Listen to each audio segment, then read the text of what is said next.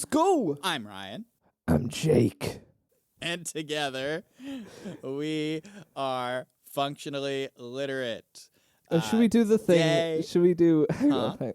Should we do like the thing where one of us goes functionally and the other one goes literate? Should we do like We the? can do that. Yeah. Let's do that. All right. And don't edit out the other one. Keep this whole chunk in. And just Oh my god. I'm Ryan, And I'm Jake.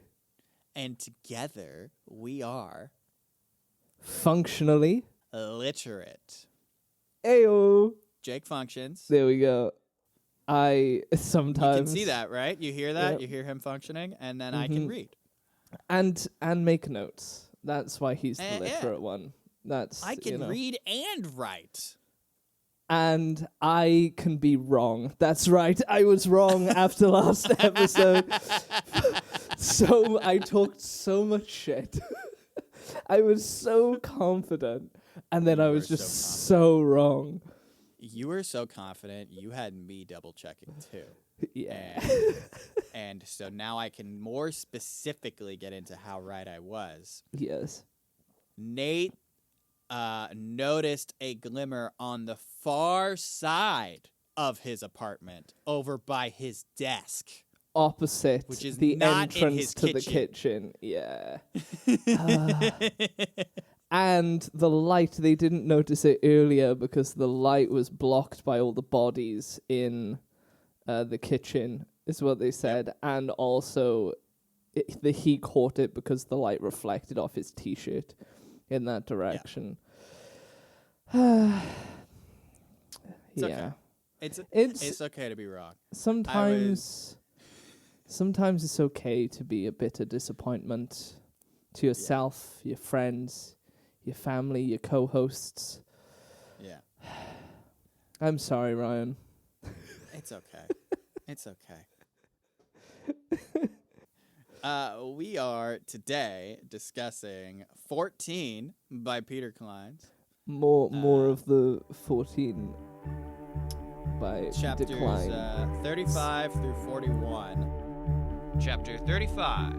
How the gang drank on the roof at sunset, and how Andrew asked the group to let him get answers about the building. So, the age of the writing on the walls is over.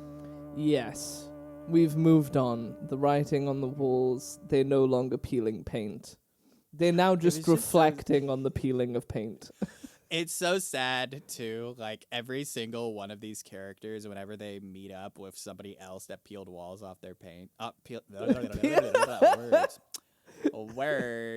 Words are hard. Peeled paint off their walls.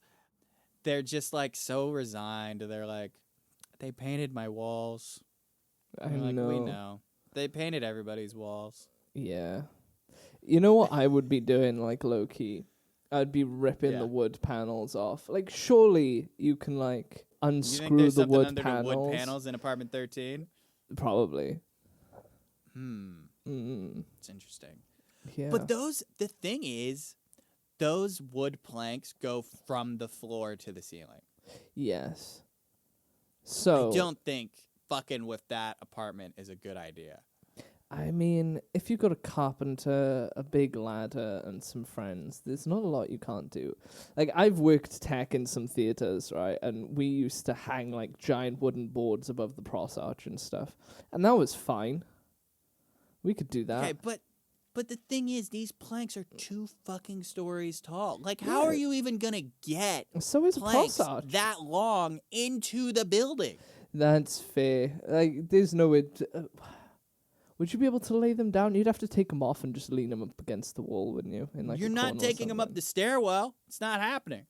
Yeah, well, you won't get rid of them. You just take them off. You lean them up against somewhere, and then you put them back on after when you've taken the pictures. Right.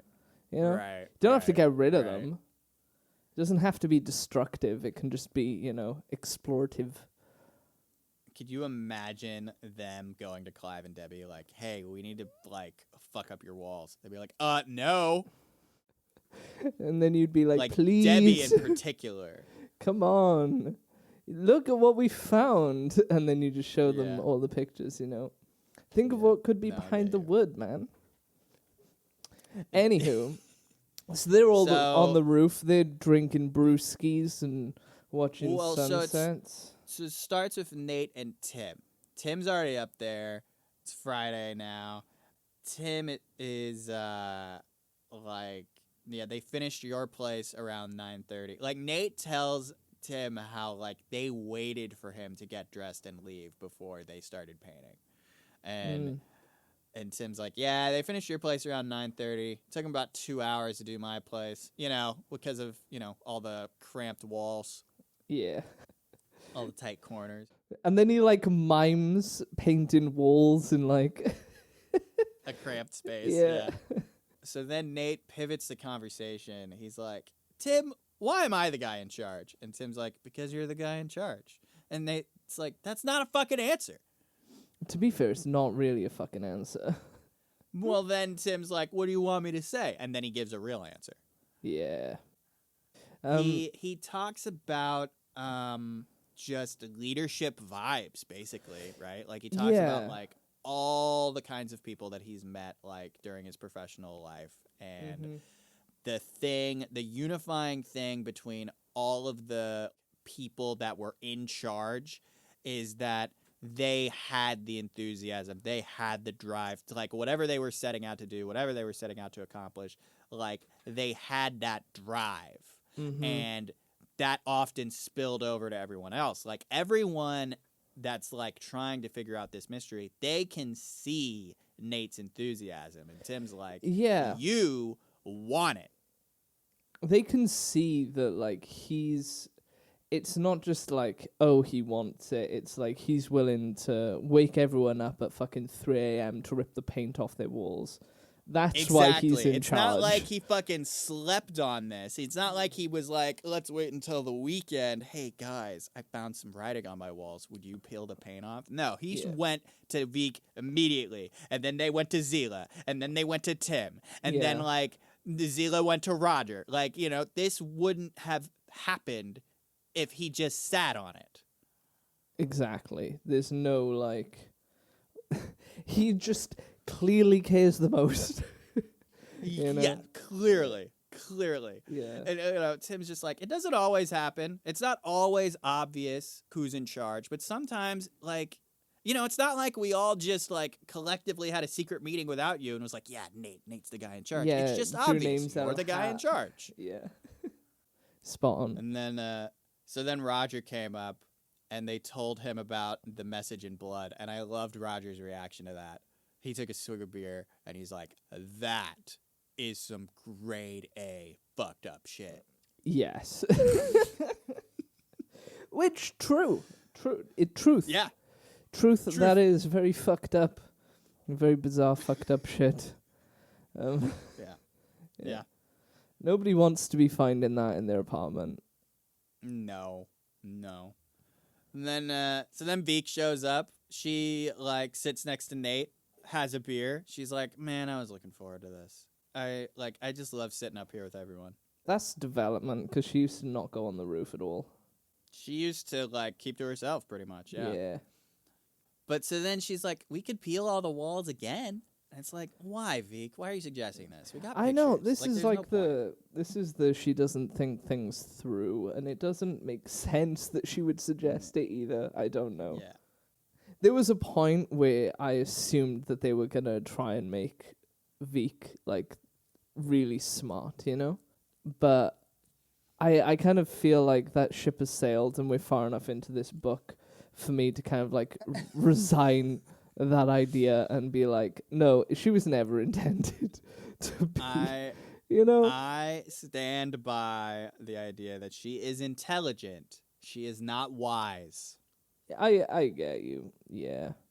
She min-maxed There's a for sure. distinction between those things. Yeah. She is not a wise person. Yeah. Her character she'd be all fucked up, like very I could totally see Veek being the kind of like if this was a D&D and she was a wizard, like I could totally see her being the kind of person that's smart enough to know how to create a fireball, but not wise enough to know when to use it.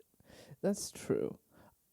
Side note, bringing up fireballs, I found something the other day to do with D&D fireball spell. Yeah. This is so off tangent. But did you know that wizards, when they use fireball, can actually, I don't know if it's like a feat or something, but they can actually cast a protection when they send out a fireball that means that they can protect people within a specific radius of their choosing. I don't know if that's a wizard thing. It could be. That might be something to do with like a warcaster or something. I know sorcerers can do that because they've got like they could use meta magic and like make it so like everybody that has to do their saving throws will succeed on it. No, it's like a full on like I am the wizard, I am casting this spell. The people I choose do not get affected by this spell because I am the one casting it and I say so. Is that a feat? I think so. Because I've like nearly killed people with fireballs, man. I'm telling you. I know. It's a really fucking good it's a good one. It's a good one. I think in like some cases, I can't remember what it is. It's like Jake, we gotta get back to the book. Sorry, yeah, go on.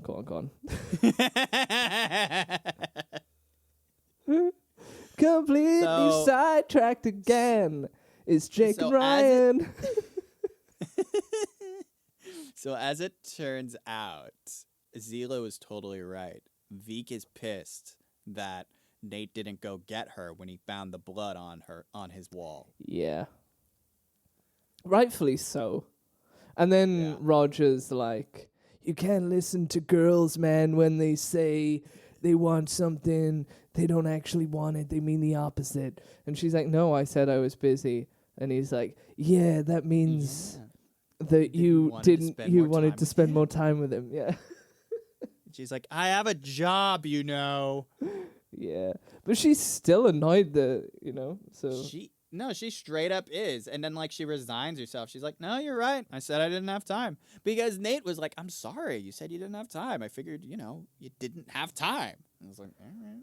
I know, but also... I mean, I don't know. I feel like it's one of those things where it's like, yeah, she doesn't have time. Fair enough. But there's fucking if you blood find on your wall, something man. to do with the building, then it's different. Yeah, for sure. Like, as well, something that big. Oh, the world's gonna end message written in blood on the fucking wall of your apartment. That's probably... Protect Kavach, protect the world. Yeah. So then Andrew made his presence known. And I thought this was interesting. What did you think of this? Yeah, I thought this was interesting as well. So he kind of like, Andrew comes up, he kind of like says what he will about, like, he gives the religious-y vibes again, like the ignorant religion forcing vibes. But then he's also like... The Lord tells us to be patient. Yeah. But I really want to know what the fuck is going on in this building. And I heard you were all snooping, so God says I must snoop. What he says is he knows there are secrets being like purposefully kept from them, and he wants to know what's going on in his home. Yeah. Which, I mean, that's valid. It is. And then Vika's like, bring some snacks, though, if you're going to come to this meeting we've got. Yeah, no, so they all look at Nate, and Nate's like, 4 o'clock tomorrow. Yeah. We're going to be in the lobby. We're going to meet again. You can come. And, and then, like, I loved Veek's thing. She was like, bring snacks. Yeah, yeah. And he's like, snacks, sweets promote gluttony, and it's a sin. And she was like, then bring some crisps, you freak.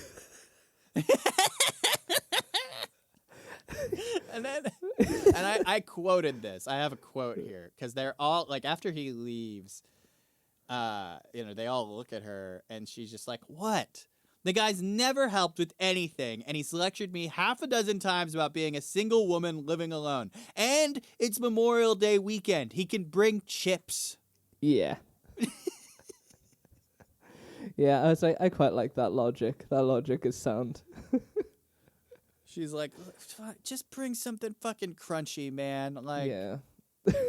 Okay? Bring something God will approve of. So I made a prediction because I couldn't remember what he brought. So I wrote down a prediction before we got to the next chapter. Okay. My prediction was Andrew is going to bring carrots or celery or like a veggie platter because the Lord disapproves of excess sodium. I was going to say that he's going to bring like crackers. Because I don't remember what he brought either. I thought he was going to bring like those, I can't remember what they're called. But like very plain crackers. Like fucking saltines. Yeah, saltines is the one. Yeah. Chapter 36. How the residents of the Kavach building had their second meeting of the minds, and how Mrs. Knight shared the story of apartment 16. So, Nate was actually the last one to show up to his own meeting, as it turns out. What a shit leader. Yeah, no, everyone else was already there, including Andrew, and I called it. That prick brought fucking celery sticks. That is... I mean, did he at least bring, like, hummus or something to go with him? So he brought something white. Nate thought maybe it was sour cream or mayonnaise, but I think it was probably, like, ranch dressing. Like, who the fuck brings mayo to dip your celery? That just sounds really depressing. We are we're also introduced to a new character that's only been mentioned maybe once or twice at this point. Okay. Mrs. Knight. Yes. I liked her. Yeah. She was like creepy in all the best ways.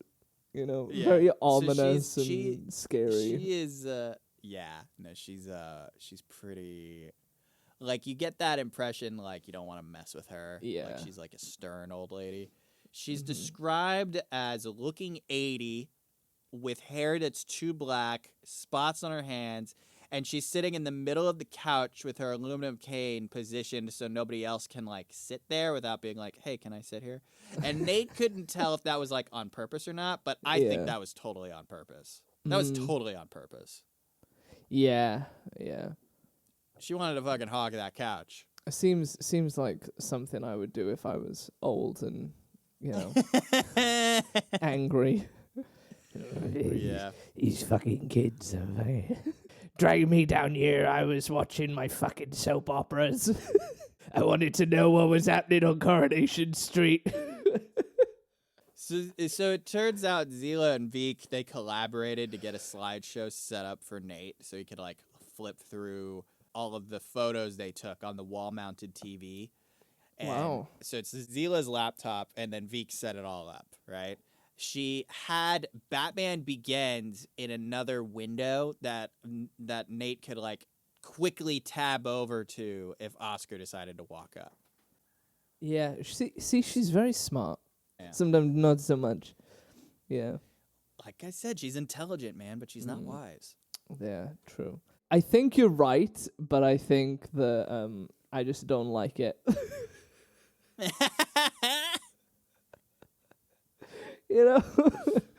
I feel like I'm just being stubborn again. You are. So at the start of this meeting, it's 10 people, including Nate, right? Because before it was like 8 people, but now we've got Andrew and Mrs. Knight. And so, like, before they get started, he addresses them. He's like, hey, so I'm going to start with new stuff, and then we'll get to, like, old stuff at the end to bring you guys up to speed. Is that all right? And Mrs. Knight, like, gave that look like, you're on thin ice, but okay. Yeah, she seems to not like him for this whole scene. She has a low opinion of his intelligence. Yeah, and then it's like, it just keeps getting lower. Yeah. And it's only when Nate speaks, which was killing me. It's like every single time Nate asks her a question, it's like the narration is like, he can see that he is like losing respect. Every time he opens his mouth, she thinks nothing of him. She thinks he is dirt. Yeah, basically. Yeah. So he led with the message in his kitchen. He showed some slides of that, and he like asked people to show it to anyone who speaks an Eastern European language. Maybe like they can get lucky and find someone that can translate it. Yeah. And then Roger's like, hey, get to the message in blood. Get to the blood. So he showed them that, and then they all like deliberated over the meaning of the message. Like, I don't remember specifically who, but somebody said like if you read it straight through, it sounded like the writer was saying to hide the Kavach building. And someone was like, how the hell do you do that? And Mandy made this comment that I thought was interesting. She was like, in a forest. And everyone's like, what? And she's like, it's something I remember seeing on TV when I was a kid. Like, how do you hide a tree? You hide it in a forest. How do you hide a building? Hide it in a city. Yeah. Well, here's the thing that I picked up there, right, that I wanted to bring up. It's like when you first heard Save Kavach, Save the World, right?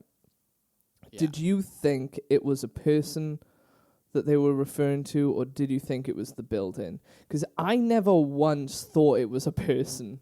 I do not remember what I thought when I first listened to this moment. Okay. So after Mandy, like, you know, talks about like the best, like draws the connection that like the best way to hide a building would be in a city. That gave me chills. I was like, yeah, shit. It was very cool. I was like, that makes sense. That's really cool. So it's like, but also doesn't that kind of imply that the building was there first before the city? Well, that would track, right? I mean, LA was a lot smaller before, you know. Maybe it was just out in the middle of nowhere then, and then I could plausibly see it being like on the outskirts of LA, and then like over time as LA grew, it was just kind of absorbed into the city. Yeah, that makes sense. Is it described as like a relatively outskirted part of California, of LA? No. But in that chapter where Nate like decided to take a walk around his neighborhood, he was struck by how old the Kavach building was, because all the other buildings around that neighborhood looked like they were built in the 60s or 70s. Oh, that's so interesting. Okay, cool. I like this. Yeah. I like this idea. Yeah, I'm gonna stand on the idea that the building was built in isolation and then they've hid it. That's very good. They've hid it by building around it. Yeah, this is my revelation. Fuck what Mandy said. This is my... redacted. So then Mrs. Knight was like, I have a question.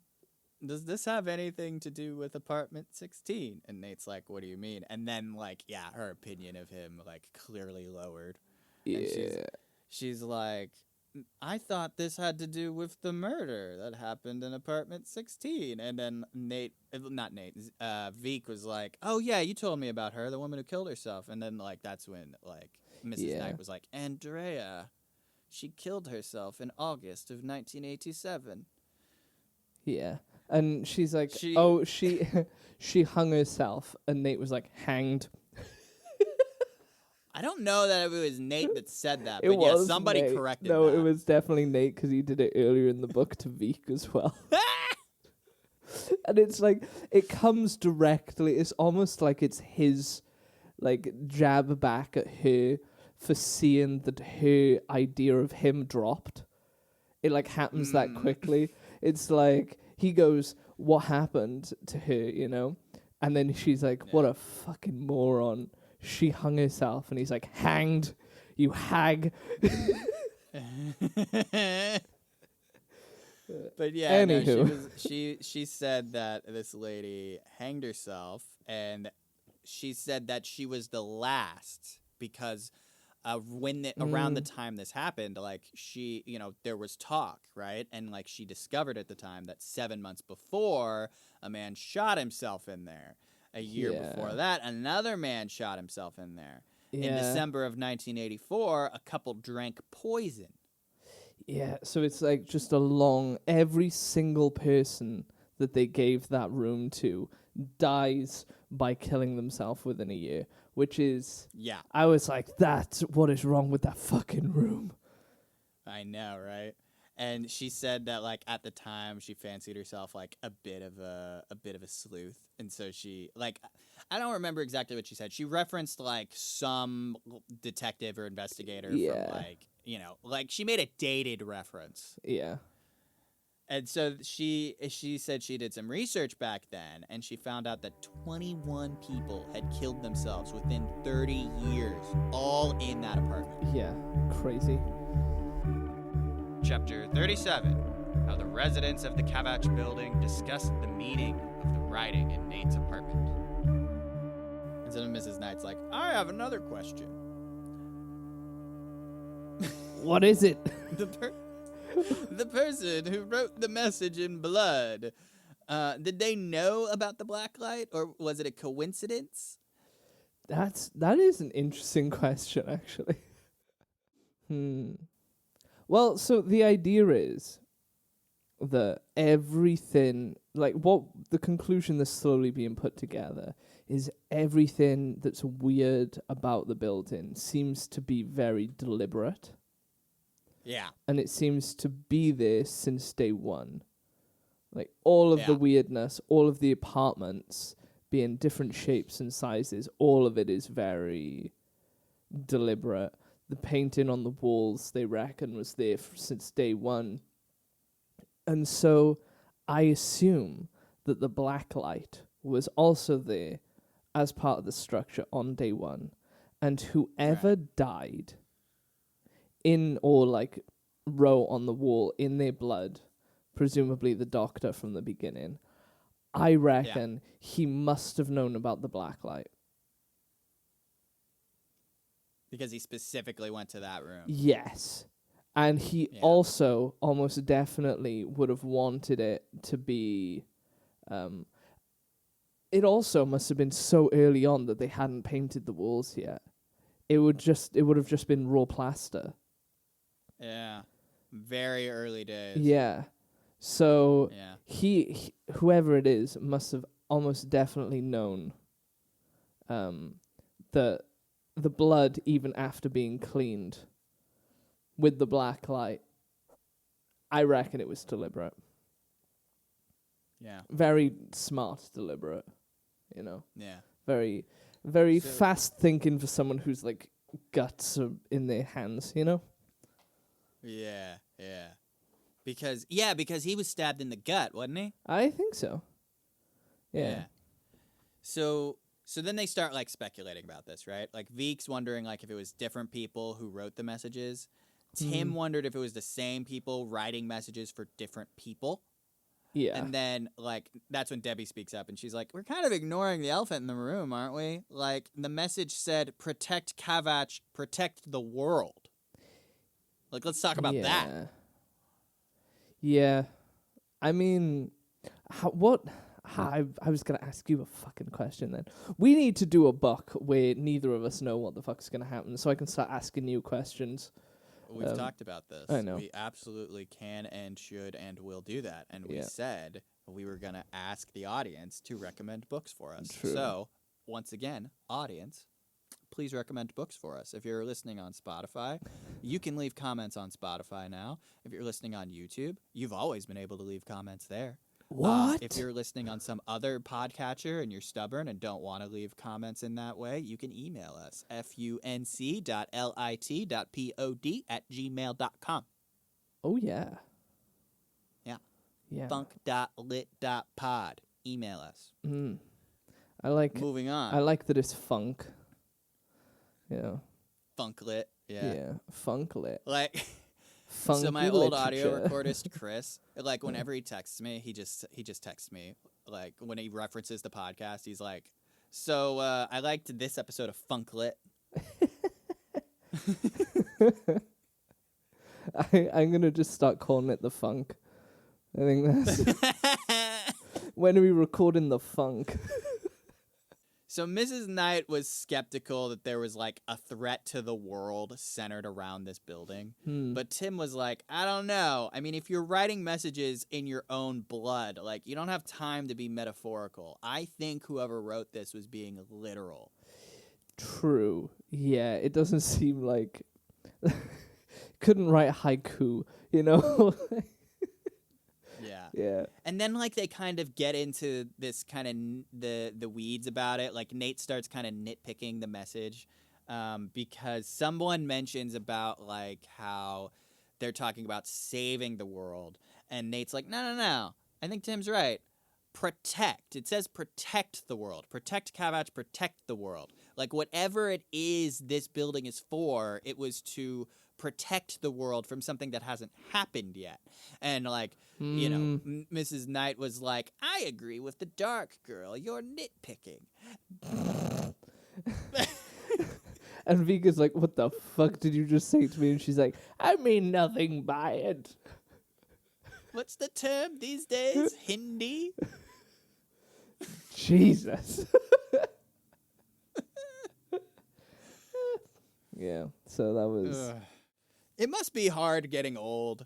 It must be hard, like, not knowing what the politically correct term is anymore. I mean, read a fucking book, you know, read it, pay attention, stay up to date. Not that hard, is it? It's a choice. There's always a choice to be fucking ignorant. You just detach from the world. You're like, I own my house now. My house cost me 10 shillings. Reminded me of my grandmother, right? So, you know, once upon a time, calling someone black was offensive, right? You called them colored. So, like, I remember, you know, when my grandmother, she was like in the old folks' home, and I would go visit her. She was like telling me about one of the ladies that was like taking care of her, and she like stage whispered to me like, the black woman. And I was like, you don't have to whisper, Grandma. You can just say black. It's fine. Yeah. Like, it's okay. Like they want to be called black. It's okay. Yeah. Yeah. But anyway, so then the conversation shifted to the equation on Nate's wall. So he like showed that, like he showed those slides, and then Debbie's like, Wait, 1 second looks like before we move on. huh. What do you feel like? Because I feel like Nate in the nitpicking is very right. You think so? Yeah, I think that it's like because of the way that it is phrased, and yeah, I think that it is the world needs protecting from something, and only the Kavach building is capable of protecting the world from that thing, or was the only place capable of protecting the world from that thing. Right. You know, maybe it's something biblical. Maybe Andrew's gonna have a field day.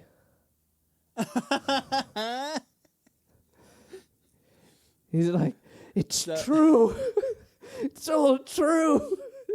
It's all true. So then the conversation shifts to the equation on Nate's walls, right?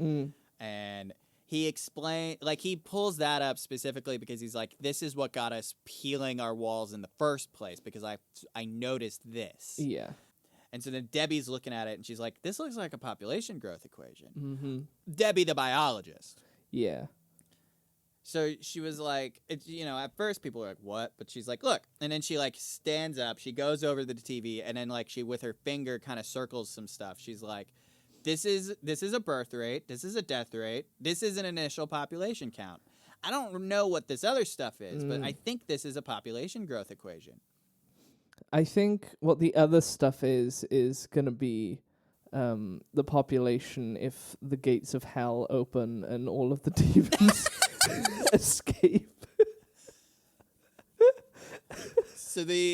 So hold on. So that final number was a little under 1.6 billion plus or minus 5,000. Yeah.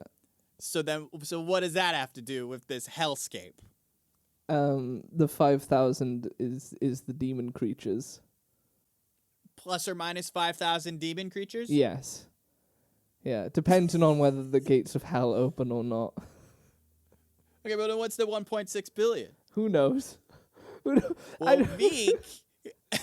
Veek Googles it and is like, a few years after this building was built, the global population surpassed 1.6 billion. Yeah. And it wasn't demons that we know of. Clive says that it could be a coincidence since they didn't happen at the same time. And then the chapter ends with Zila saying, or it could have been what they were scared of. Let's run that back again. So why would they Okay. be scared of, like, so The population reaching that number? yeah. So here's a couple of things. So what's So the we're being difference? serious here. Because It's not like a hellscape thing. yeah, no, we're being serious here. What's the difference between the population number that was on the wall, like the calculation result, and then the number a couple of years after? Are they the same number? Are they close? Is the population after the building bigger? Like what's the deal there? Because I assume you have the numbers written down. I don't have the numbers in front of me, so I can't compare them. So specifically the way I remember it going, I don't have the exact number in these notes, but I was just under 1.6 billion. Like the final number Yeah. was just under 1.6 billion, plus or minus 5,000. Okay. And then Mrs. Knight is like, I don't think that it could be for a population growth thing because the population was much higher than that. Just before I turned 20, I remember it being in the news that the population was 3 billion. Yes.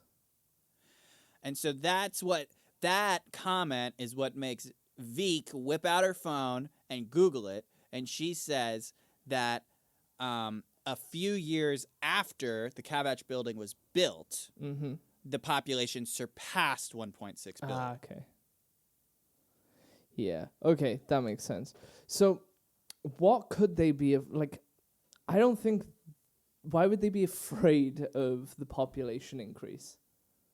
Why would they be afraid of the population increase? What would the population reaching that number, what does that have to do with the Kavach building? Yeah. Maybe it's, I don't know, but that seems counterintuitive because how they've like protected the building. But I was thinking like maybe it's the expansion of the city potentially reaching the Kavach building and it not being remote anymore. I feel compelled to mention, and I'm only mentioning this because you brought it up in like I think the first or second episode. You said you looked up what Kavach meant. Oh yeah, and armor. It means armor. Yeah. You think that has anything to do with it? So I've been looking for, if I don't know how that would have something to do with it though. Do you get what I mean? Like, you obviously do, 'cause you've finished the fucking book. So I feel like you're dropping goddamn hints at me, and I feel like I can't see. I feel like I have fog of war, you know, and you're just dropping like pellets. It's like, here's a little bit of sight for you. Let me show you the way. Chapter 38. How Eddie had a heart-to-heart with Nate about his work, and how Oscar had a family emergency. So, 3 important things about this chapter. Eddie had a chat with Nate about his work. Yes.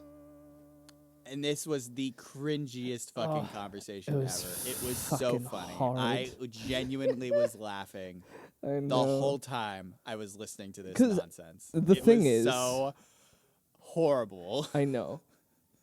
For me, what was really not nice about this conversation is I'm fairly certain I've had people come up to me and try and have similar conversations, and I've had to just nope the fuck out of them because it's too awkward. Where it's like, because what is it? He comes up, he starts talking about his performance and stuff. He's like, "You seem distracted, you know." The guy's upstairs, to which Nate is like, "I don't think the people upstairs, like internally, he's like, I don't think the people upstairs even know my fucking name." He's like talking He's shit. pretty you sure know? that like most people think that the data entry is done by a machine. Exactly.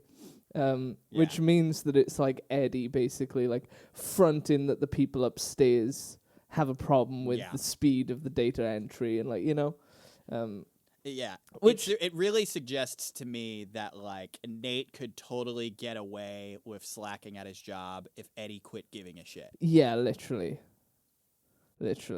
And so Eddie's trying to like, you know, buddy up to him, like very fake buddying up to him, being like, what's happening? If there's any problems, you know, you can talk to me about it. He's like, there is a pending minefield ahead of me. I can feel it, you know. And so he's just like I haven't been getting a lot of sleep lately. Yeah. And then this is where it gets real fucking cringe, because he's like he's like, is it a girl?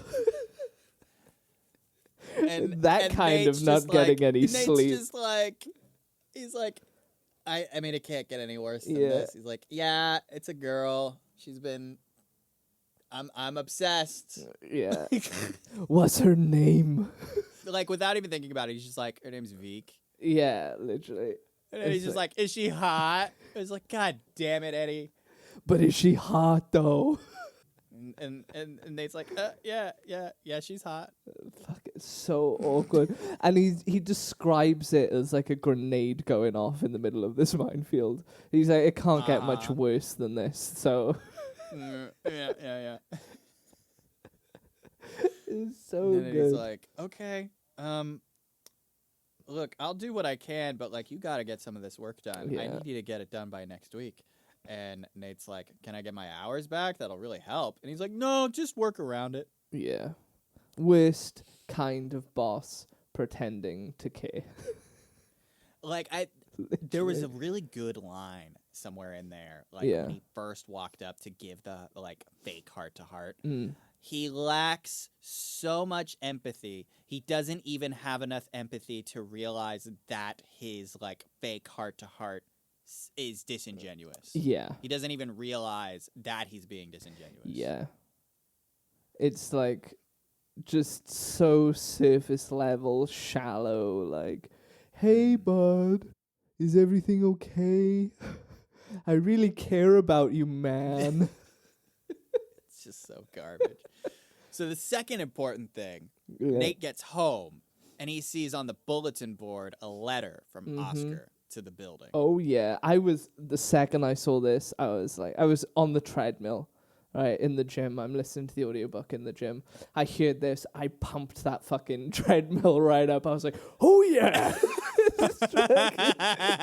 Here we go. I love that. Yeah, that letter was so interesting, right? Yeah. Because he was like, due to a family emergency, I will be gone until next Tuesday. Normally, I would never be gone this long, especially after the recent bouts of vandalism. But I have assured Tony that nothing will happen while I am gone. If you need anything, please reach out to Tony. And then he left her number on there. Yeah, which is like a highlight to the idea that he just doesn't know that Tony's an actor. And doesn't know that the letting agency is not real. But I don't think he wants to know. Like, I genuinely believe that he doesn't want to know what's up. He just doesn't. Okay, interesting. You know? So you interpreted this as, like, Oscar doesn't realize that Tony is fake. Yeah. Yeah, I interpreted this as Oscar doesn't know that everyone in the building knows that Tony is fake. Because he admitted to Nate that she is like someone the company hired. Yeah, I mean, I get you, but also, like, he admitted that he knows that she's someone that the company hired from an external, but, like, from an external third party for tax reasons, is what he said. But he doesn't know the logistics of it. Tax reasons. Yeah. But I don't think he knows that she is an actress. I think he just wants to put his head in the sand. He's got this job in a place where the rent is dirt cheap. It's his home. He's lived there all this time. He doesn't want to lose his job. He doesn't want to lose his home. The way he stops that from happening is stopping people from snooping. So I think he's just in it to protect himself, and he's not there to kind of like dig a hole himself. So I don't believe that he would have any reason to question whether Tony was real or an actress.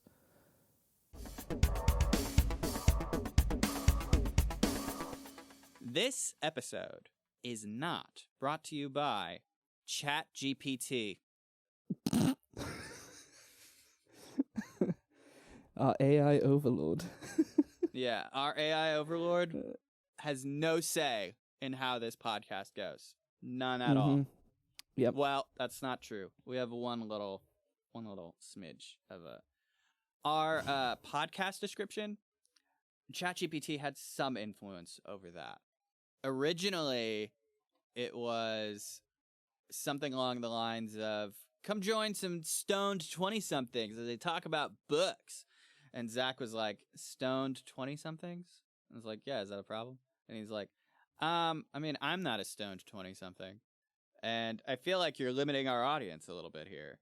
And so I went to ChatGPT for this problem. And ChatGPT produced something markedly similar to what the current podcast description is. It's been tweaked over the years, but I showed it to him, and he's like, I must admit, the devil machine has a point. Devil machine. Fun fact. Zach thinks that ChatGPT and other language models like ChatGPT are something from the devil. He's like, no, I don't trust that shit. Nope. But when I showed him that, he was like, I must admit the devil machine has a point. I will concur with the devil machine this one time. Adobe's got into like hot water over that. Oh yeah? What'd they do? Yeah, because they slipped into like their terms of service that they just own all of the work that's created on Adobe products, which means that they can feed it to their AI. So a bunch of people have started boycotting Adobe. Yeah. I know Photoshop has started using an AI tool. Yeah. To be fair, the AI art. tools are good, but they need to keep training them. So they were like, I know what we'll do. We'll just steal everybody's images and videos It genuinely makes no sense, because all of these like companies, specifically the ones that like make AI art generators. Yeah. What is wrong with using public domain works to train your fucking thing? I don't know. Why do you gotta steal like new shit? Like there's centuries of art that you could be using to train your art models, and you're stealing modern day works from people that are currently alive. Go fuck yourself. Real. It is for real. That is true. That is true. There's a couple of music AI generators that have also been like talked about for the fact that you can clearly tell that they've stolen work in their output. It just sounds like very specific artists in a way that's like there's no way that it's not trained on that artist at all. You can just hear it, Anyways, as you can tell, this podcast does not have any sponsors. We'd like to have some sponsors. If you want to sponsor us, reach out to funk.lit.pod@gmail.com. That is func.lit.pod@gmail.com. If you're just a normal person that would like to support the show, there's a couple ways to do that listed in the episode description. We've got a PayPal link if you want to make a one-time contribution, and we've got a Patreon. If you join the Patreon, it's just $1, but you can do more if you would like. You will get ad-free episodes. As I've mentioned, we don't actually have ads, but we do have mid-break, so you get to skip this bit if you join the Patreon. Back to the show. Back to the studio.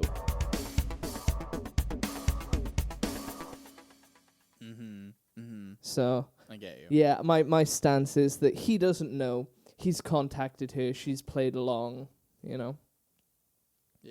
I get Or he is being taken away and reprimanded by the company for recent events. Oh, shit.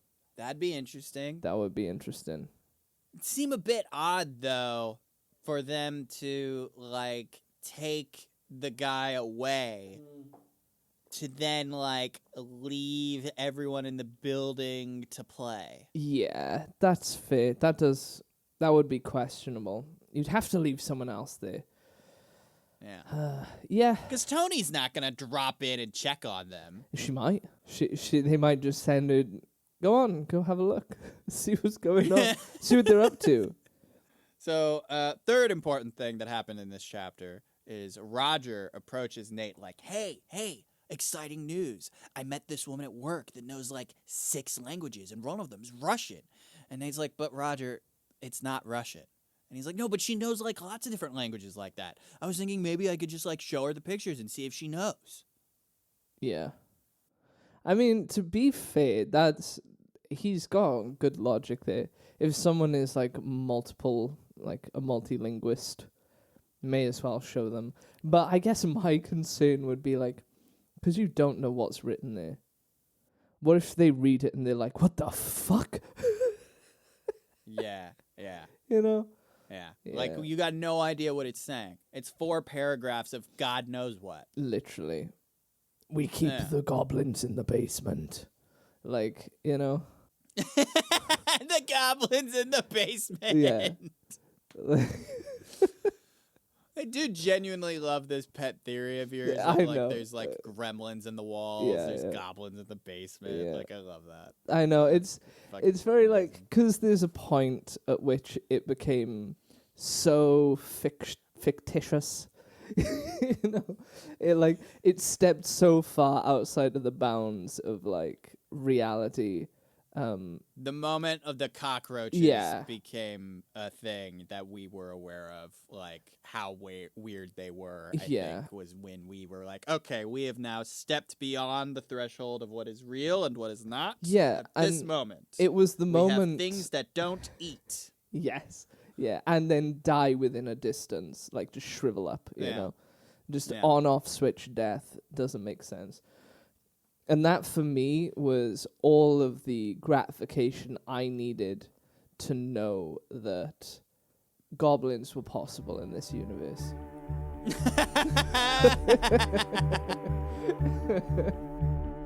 Chapter 39. How Tim, Nate, and Veek investigated the locked doors in the cellar. So, one afternoon, Tim and Veek just knock on Nate's door, and he answers, and they have a big bag, and he's like, what's going on? And they're like, so we've been talking. It's time to investigate the cellar. This was the same gym session, and I kid you not. I was fucking going. Honestly, I was so excited when this happened. I was like, the fucking cellar! They're going to the fucking cellar! People were looking at me like I was a freak. I was on the fucking elliptical. Just pump, pump, pump, pump. I am pumped. Let's go. Literally. Let's go. Yeah, 100%. I was like, I'm gonna hit my maxes. Anyway, needless to say, I was excited. Basically, Veek and Tim knock on his door and they're like, you ready for an adventure, kid? And they're going to go to the basement. And while they've basically sent Zila to go and take Oscar out of the building to drop her off for drop her off for a shift at work that was like a pop-up shift that she couldn't not go to, sort of thing. It was at another store on the other side of town. Oh yeah.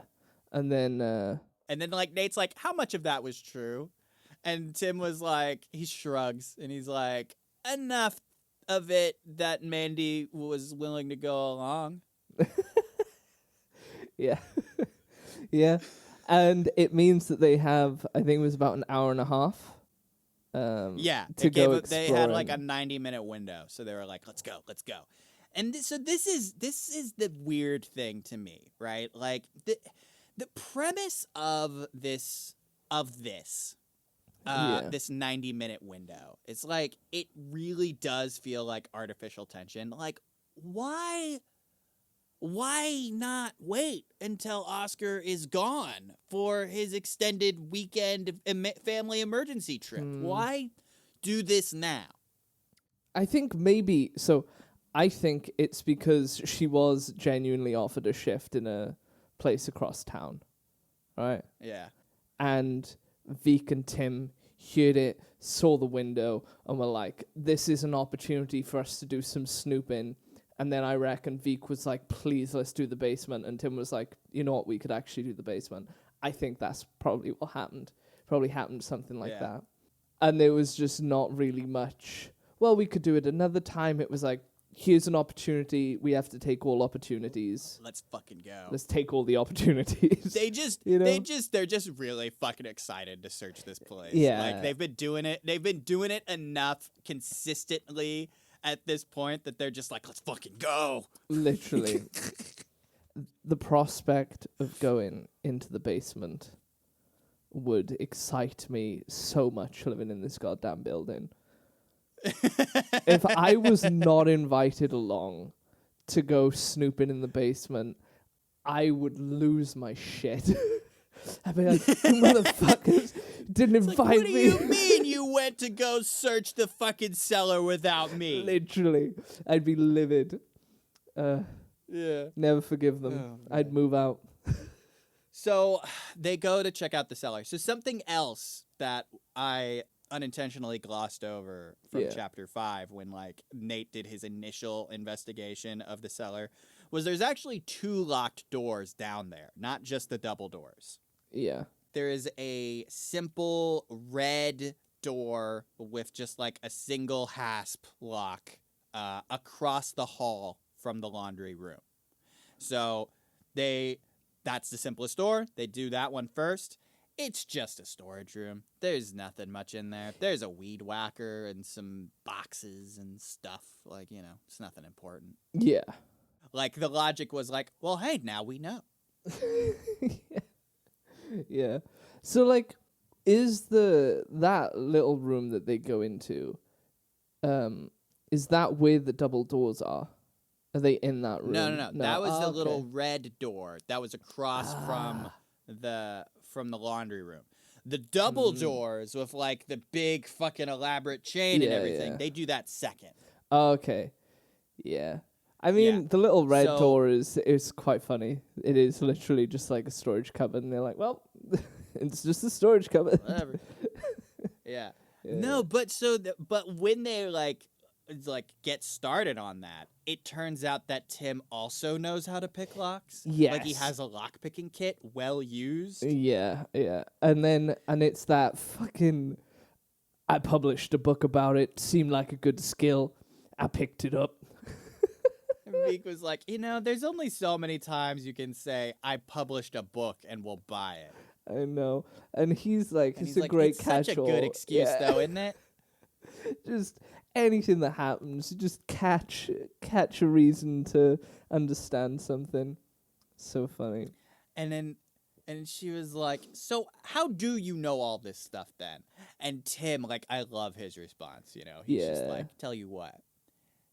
You tell us what you're doing with that brute force computer, and then I'll tell you how I know all this stuff. And she, like, stiffens, and she's like, I don't know what you're talking about. And he's like, good call. I'm just a publisher. You'd have been pissed. Yeah. I love that bit. That was really good. I like Tim. Tim is elite. I think he's my favorite character. Yeah, he is. He is your favorite character. Yeah. So then they go over to the fancy doors, and Veek takes like a bunch of pictures. Tim is like, make sure you take a lot of pictures so we can recreate how this is done up. Yeah. Yeah, and so then, he picks the lock easily. He puts the lock and the chains to the side, and they go in. The room itself isn't all that interesting. Like, they saw most of it in the photos that they took before when they like did their boiler room. Yeah. But like, they confirmed that there is a big fucking staircase in the middle of the room, and the elevator shaft is in there. But notably, the elevator is not in here. The elevator, like the car, the cables, like it's clear that wherever the elevator is, it is lower down. Yes. Which, how low can you go? All the way to the gates of hell. So there's a stack of newspapers in there, which they saw in the pictures originally. So Yeah. Nate goes to look at the top newspaper, and there's like, it talks about like President Carter and Governor Brown. It's dated July 14th, 1979. Which they then kind of deduce that's probably the last time anyone went in there was that year. Yeah. Which means, Yeah. and because that's before Oscar even lived in the building, 10 years before Yeah. he lived in the building. so they can assume that Oscar's never been in that room. And also he has It's no idea. possible. Yeah, it's possible. And it's possible that he doesn't even have a key to get in there. So the chapter ends with the trio descending the staircase, and like there's this moment of tender reassurance to Nate from Veek, Yeah. because Nate's like taking the first steps, so Veek puts like a hand on his shoulder, and then like he puts his hand on her hand, and then they go in, and Yeah. like they have an hour before it's time to wrap up this foray. Yeah. I think that's probably why it's not necessarily a tension thing either. I mean, of course it does, like the time limit does introduce a level of tension, but it also prevents them, I guess, from potentially getting all the way to the bottom of the mystery of what's going on here, you know? Like immediately. Yeah. Yeah. It's Yeah. like, oh, we have to turn back at some point, you know? Can we get everything that we need to search for done in the cellar while we're here? Chapter 40. How the trio investigated the sub-basement and how they discovered and opened a vault door. So this, I really like this one, actually. I had a lot of fun with this chapter. So as they descend, they kind of like reach the bottom, and they're in like this super dusty, musty fucking room. And they start looking for a light switch. What was it? Tim is like, should we try for the light switch? You know? And Yeah, Nate like reaches exactly where he would expect the light switch to be. Exactly. There was like a push button switch. Yeah. So he pushed the button There that were- wasn't pressed. Yeah, there were two. One was pressed, one wasn't, and he presses the one that wasn't pressed, and all the lights came on. And then it's like an old, like Veek describes it later on as they're like looking around and stuff, as like a breakout room. So there's like lockers there. You know, there's like a place where people can chill and eat like lunch. And it looks like an office room, you know. And then across kind of like it literally it had an inbox and an outbox. Yeah. And there was some stuff in the inbox and nothing in the outbox. Yeah.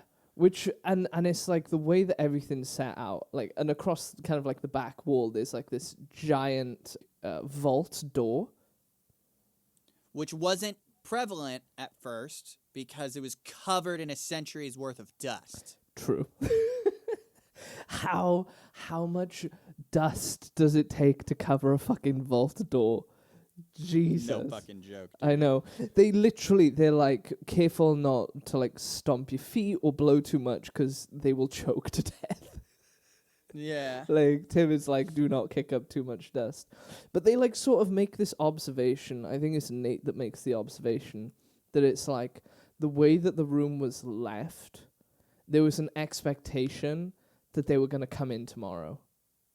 Yes, You know? exactly. It looks like a it was all neat and workplace. tidy and orderly. Yeah. Like despite the dust, everything was organized. It looked like people came there every single day and they worked and they had jobs yeah. and they left and they expected to come back the next day or at the end of the weekend or whatever it was, you know? And so upon inspection of kind of like this back door, this like giant vault door that they've got. Well, Go on. there was another Am I? thing, too, Yeah, I'm before they missing. find I'm the vault missing door. things. Take it away. The elevator shaft. Oh yeah. Oh, this was fucking creepy. This is. Yeah. So Veek pulls out like a quarter or something, doesn't she, or like a dime? Or She pulls a whatever. nickel, yeah. And she like flicks the nickel down the shaft, and it like pings. But she's like, I think that pinged up against the side, and then they're still listening, and they don't hear it hit the bottom, but they were like kind of talking. So Tim's like kind of rolling his eyes, and he's like, well, we weren't listening. If you were talking over it, we might have missed it. So he pulls out like a quarter, and he just drops it from the center, and they're all just waiting in anticipation. And there's just Never hit nothing. bottom. There's just nothing. It's just silence. It fell all the way down, Yeah. and it was eaten by the gates of hell. So this is Literally. where I want to talk about that machine room, not machine room, Oh, okay. right? Yeah. So way back when Tim first asked what the fuck that room was about, Yeah. and Nate was like, Zila says that Oscar says it's a machine room. Like, it's a room for, like, where the elevator keeps all the machinery and stuff. And then, Yeah. Tim was like, the machine room? I don't know about that. Because the last time I saw a machine room that big was on the Empire State Building. Yeah.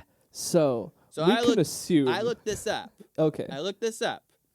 The Empire State Building is 102 floors, which makes it a little over a quarter of a mile. That is fucking deep. Because I thought about this as well. During last episode, when they're on the roof and Nate's having his dream, Roger's trying to get into the machine room on the roof. He's like trying to pick the lock. And I was thinking about this chapter. And I was like, oh, it clicked and it made sense. I was like, oh, it's so deep. That's why the machine room's so big, because it is just mega, mega deep, you know? Yeah. Jesus Christ. So deep that you don't hear it hit bottom. That's absurd. I'm also not It is. entirely true based on, like, the physics of sound. And, like, because it would hit... I assume that the walls of the shaft are all, like, metal. So, or, Well, like, there's, like, so cables, the or thing to there's, keep in like, you mind know... here is Yeah. that it's entirely possible that the elevator shaft goes deeper than that. Yeah, You yeah. know? Like, we don't know how far down this thing goes. Yeah, I'm yeah. just comparing it to the Empire State Building because that's the only comparison True. we have. Yeah, but I'm kind of like thinking that if you like drop something and it pings, you know, if it's a tube, you can have extreme lengths of tube, and because waves are just kind of like, because sound is just waves that travel. Yeah. Have you ever seen like people on like mile-long walls, where you say something at one end and it just like travels the curve of the wall all the way around to the other? No. No? But I get what you mean. It's though. like- it's an enclosed space Yeah. that has no sound dampening at all. Yeah, the sound not traveling back up is fucking wild. Yeah. Like, I Yeah. don't know. Maybe I'm off about that. Because I don't know the fucking. No, necessarily the I was physics thinking on it. about this too. Like, how fucking deep does this elevator shaft have to be that if you drop a coin, you don't hear it? Yeah, literally. Especially because, like, I assume there's cables running down the middle of this shaft as well. Yeah. Like, they know that, like, the elevator is there Mhm. because they see the cables going Yeah. down. Yeah. So you'd at least hear a level of, like, rumbling through the cables or whatever as well. Potentially. Like, they are in the sub basement and they still haven't found it yet. Yeah. Scary. I don't like it. It's too deep. So then they find the vault. Veek finds it. And then they It's like have a this look. Fucking Gone. old fucking thing. Mm-hmm. So it has a combination dial. Mm-hmm. Tim's looking at it, and he's, like, going on about fucking locks and, like, the classifications of locks and how this thing was probably built before those classifications even existed. But Yeah. it still is technically a class 1. So they don't actually know how many numbers it will take to kind of like operate it open. It could be like 5, it could be 6, it could, And then Nate's like just talking this shit all out, thinking about like people worked here, etc. And then he has a connection. He's like, could this vault door have 6 digits? And Tim was like, yeah, it's possible. And then he realized what Nate was getting at, and so did Veek. And so he turns to Veek. He's like, hey, do you still have those pictures? And so she pulls up the photo of her wall with those 6 digits, because now it's clear, like, oh, this is what it was. Mm-hmm. Because it was like minus this, minus that, minus it, like, but it's dashes breaking up the combination. Exactly. Perfect. Yeah. Elite. She pulled it up on her phone. Tim put it in. He opened the door. Combination worked. Well, it didn't at first, and then he had to reset it, and then it did. Oh, is that how it went? Yeah. So that makes sense. he tried to do it, but they didn't reset the lock, so it like wouldn't budge the first time. I guess in an attempt to build suspense. But then he like spins it a couple of times, resets the lock, does it again, and then it clunks open with a massive pile of dust. Yeah, like he had to like really put his strength into opening that vault. Yeah. It was like the door itself was like a foot fucking thick. As they opened it, like the air was just like hot. Yeah, like stale, dead air.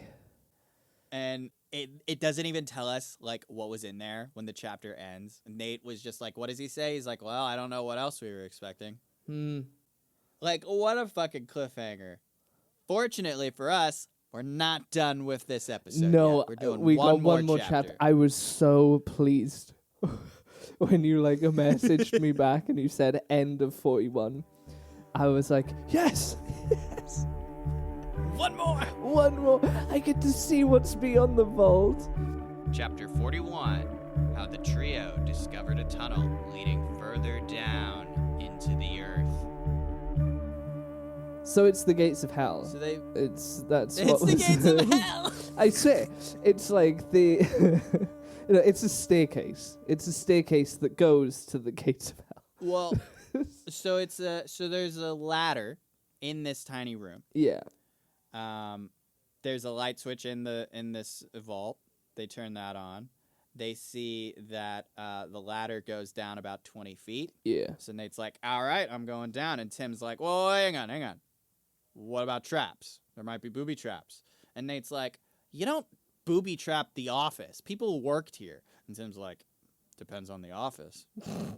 That's fair. Also, it's not a fucking Uncharted adventure, like... what Right. the fuck is he on about? I kind of get you, but also like, I don't know. I'm with Nate on this. It seems like people would be going up and down that all the fucking time. So to booby trap it is too elaborate, and especially because everybody looked like the way that the room was set out, people were expecting to come back. So, like there was cots. Yeah. They had like 3 or 4 bundles of cots. Yeah. Yeah, so Nate goes down and he finds this like really hot room with an entrance to a wrought iron staircase. Yeah. And so then, Veek and Tim come down. Veek's like, I hate the heat. And like in this moment I thought like, well, it's really convenient the apartment you were given then. Yeah, true. True actually, yeah. Or maybe she's just acclimatized. Have you seen that? That's probably it. See that stupid fucking video of like it's like this woman stood in a river and she's like, how you acclimatize to like cold bodies of water to go swimming. She dips one arm in, she's like, acclimatize. Then she dips the other arm in, she's like, acclimatize. Then she dips both arms and she's like, double acclimatize. That's what Veek should have been doing. Send me a link to that. I will. So, Nate actually comments on that. Like, I don't think it actually is all that hot in here. It's just such a sudden change in temperature difference. That makes sense. And Veek's like, no, it's hot. And Tim's like, it's not that bad. Maybe something's happened to Veek. The other thing about this room, like when Nate first like comes into it, like he turns the light on and like the bulb is fucking archaic. And so is the ancient. switch. Isn't that Or is that further down? That's further down. Okay. I don't remember specifically what they said about the switch here, but it didn't stand out to me. Yeah. Tim, like when he comes down, he's looking at this bulb and he's like, "That's not standard." And Nate was like, "I mean, you know, this building's over 100 years old. It might be the original bulb they put in." Fucking wild. That is wild. That is a wild assumption. Like, well, I mean, it was a weird shape, and it was clear. Like you could clearly see the filament. Yeah. Yeah, it does. It sounds like an old-timey bulb, but one of them old-timey ones. At this moment, they kind of talk about, like, if they have time to keep going. Like, Tim checks the time, and he's Yeah. like, we have maybe 15 minutes before we need to, like, start heading back. And so then he pulls water from his pack, and he's like, okay, everybody have a pull. Somebody, I forget if it was Nate or Veek, one of them makes a comment like, oh, you came prepared. Yeah. And he was like, I was a fucking great Boy Scout. Yeah, I think it was Nate. Yeah. So He- like, to they be start fair, going good down Boy Scout this vibes. staircase, and it was like a rough tunnel carved into the rock with like little bulbs incrementally placed the whole way down. Yeah. When they like stepping onto, I don't know if you've got to the part where they're stepping onto the staircase yet, but they like touch the center chamber on the staircase, and it's like they can feel how much tension the staircase is under. Yeah, Veek made the comment that it was like a high tension power line or something. Yeah, which is wild. And then as they're descending, they start counting the steps. Yeah, so Veek and Tim were like individually counting as they went down, and like Nate was like, maybe if depending on how deep this is, if we reach like the 100th step, we should just like make a mark and then head back Yeah. up. But fortunately, it wasn't that deep. It was 78 steps. Only 78 steps. Each step probably being about a foot, like maybe a little bit less. Don't they, I swear, I think Tim estimates it. Yeah, he does estimate Yeah. it. He does estimate it. So he did some like mental math, and he figured that they must be like 5.5 stories below ground. Like very likely they were at level with the base of the hill the Kavach building is on. Jesus. So well, when they reach the bottom though, Mhm. like Nate sees this knife switch, like the kind you'd see in a Frankenstein movie. Yeah. And he flips it, and then like all of these lights come on down this tunnel that you can't see the end of. Mm-hmm. Very. It's fucking crazy. It is. And he recognizes, like, the way that it looks and, like, the layout of it as, like, every mine shaft he has seen in every movie and every bit of media ever. So they're just in, like, this mine shaft to nowhere. And there were cables Ooh. that Nate touched, and he Oh, could yeah. feel that they were active. Mhm. They came from the tunnel and went to that center post, and he's like, oh, the center post must be a conduit. Yeah, which means that's where they're getting their power from. That's what Veek thinks. Yeah. Nate's not certain. I mean, I would question whether the power was coming from there or not. It would be the only sort of thing that would kind of make sense.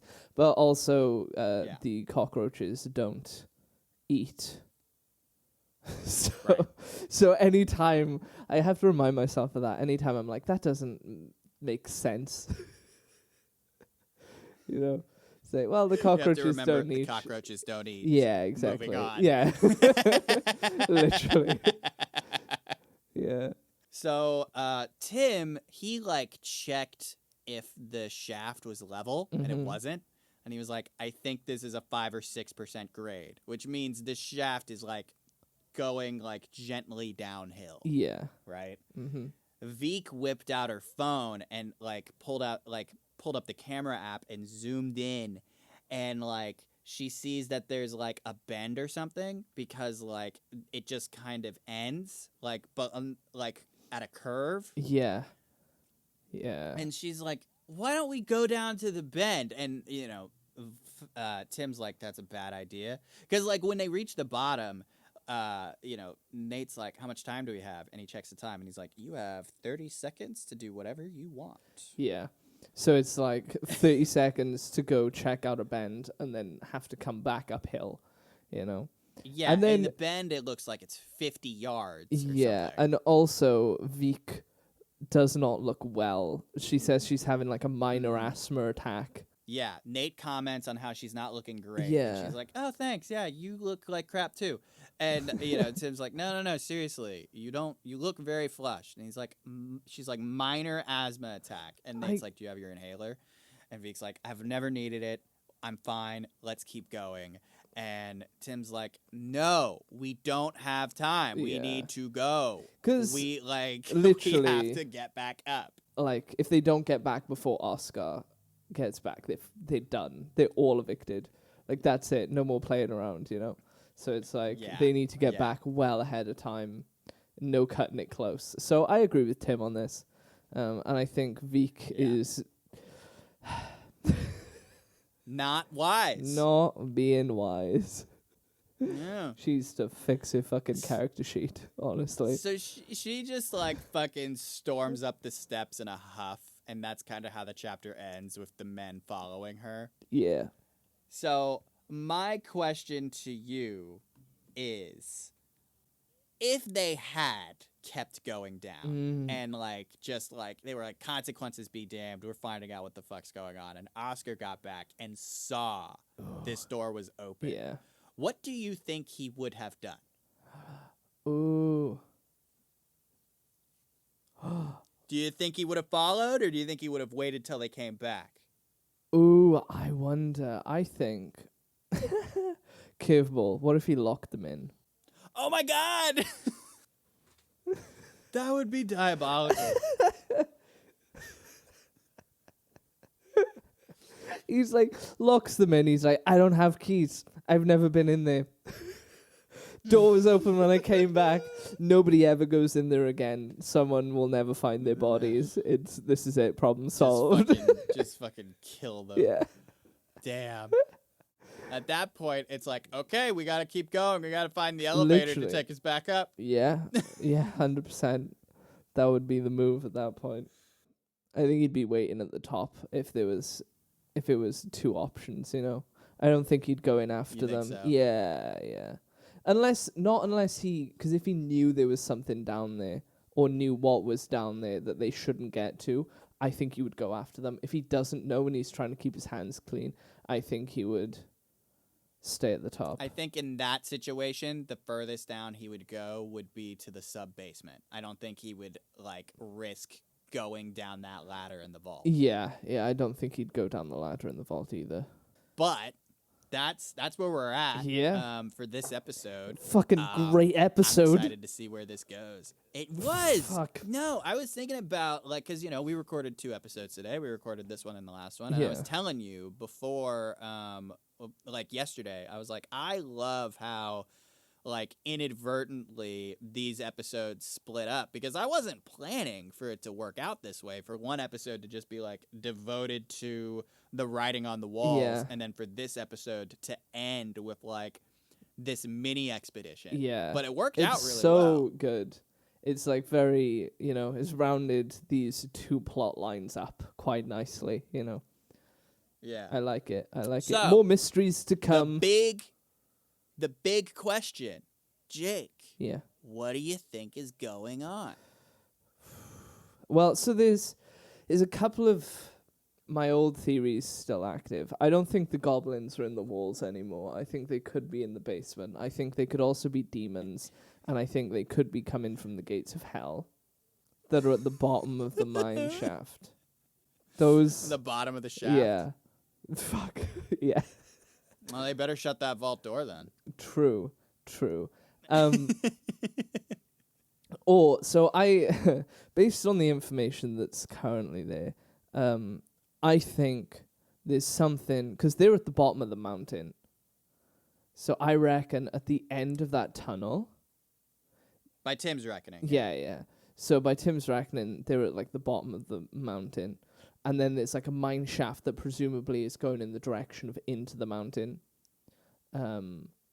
So I think that there is possibly another sort of like labby sort of, the science lab thing I was on about before. Yeah, you thought this was like a laboratory experiment. as I recall. Yeah, like something like that.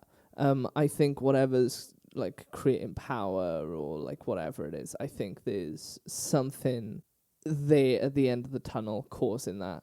And then that generates the electricity and sends it in. That also creates a magnetic field and a bunch of stuff. So I think it's science-y spiciness. To what end? The protection of the world. That's real vague. That's all I got. I don't know. Fair I enough. don't know. Yeah, I think maybe it's the population thing. Think it's got something to do with that? Yeah, I think it's got something to do with like the population thing, and also, I think it might be that the magnetic force and the weirdness around the Kvatch building is what makes it Kvatch as in armor. Is like that shell of like weirdness that seems to be happening within the building is either being kept in somehow by the armor, or Mhm. is being is protecting the building from the outside somehow with armor. Okay. Does that make sense? So it's keeping something in or keeping something out. Yes, that's kind of like the way that I'm seeing it. It's more likely to me at this point that I feel like it's keeping something in. And I think the book could go in many different directions, one of which I think Andrew would be very happy with, which is like, I think it could possibly take like quite a biblical, like end of world direction, you know? Or Mhm. it could Mhm. take like a more sci-fi direction. Yeah. Those are my two theories. Yeah. Those are my two. Okay. This is where I've ended up. And then always goblins on the back burner. Always goblins on the back burner. Yeah. Always, Just always. keeping that in my back pocket just in case we see like goblin creatures in the mines and I'm like, I fucking told you, you know. Just All right. yeah. Next time, we will be covering chapters 42 through 48. This has been a lot of fun. We'll see you guys in 2 weeks. Thanks so much. Appreciate it. Thanks for listening. Bye bye.